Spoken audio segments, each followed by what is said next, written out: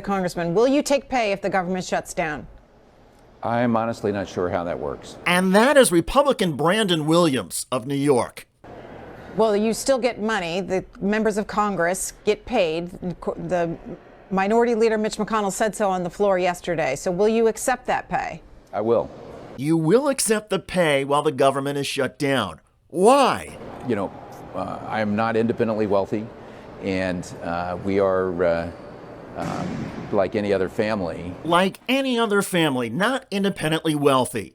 Williams' House financial disclosure forms show he is worth more than $3 million. And because the forms allow members to list assets and ranges, Williams could be worth more than $8 million. And yet, for federal government workers who will stop being paid, Williams said they could pound sand. I don't think you're going to find a huge amount of sympathy for people that have been furloughed or early retirement or laid off or their pension going bankrupt. You're not going to find a huge amount of sympathy out there. I'm afraid that's just the reality. No sympathy for government workers who go bankrupt. What a jerk. Well, not long after the millionaire Republican Brandon Williams made his C-SPAN appearance, the criticism started pouring in. And Congressman Williams changed course, sort of. He wrote on Twitter, "I have directed that the House suspend my pay to share the burden of a potential government shutdown." Congressman, you claim you're going to share the burden? Congressman Williams, let me say this slowly so you can understand. Missing out on a paycheck is not a burden when you are a multimillionaire. Missing out on a paycheck is a burden when you are a working class American who now has to choose between rent or food or medicine, and all because the millionaires in Congress like you cannot get your crap together.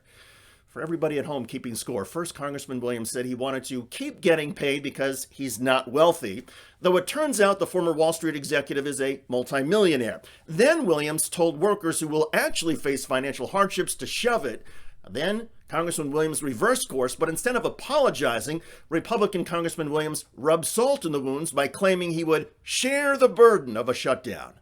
What an insensitive moron. There are out-of-touch elitist politicians. And then there's Republican Representative Brandon Williams of the 22nd Congressional District of New York. One can only hope that Williams' constituents in upstate New York cities, including Syracuse and Utica, will take notice and vote in 2024 to kick Williams out of Congress and end his government paychecks for good. By the way, the troubles are mounting for House Republican Lauren Boebert of Colorado, and she is now literally melting down.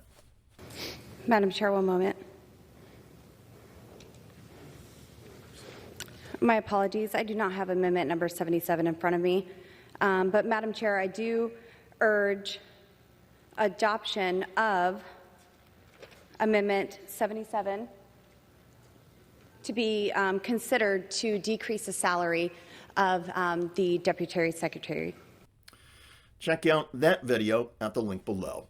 I'm David Shuster. Thanks for joining us.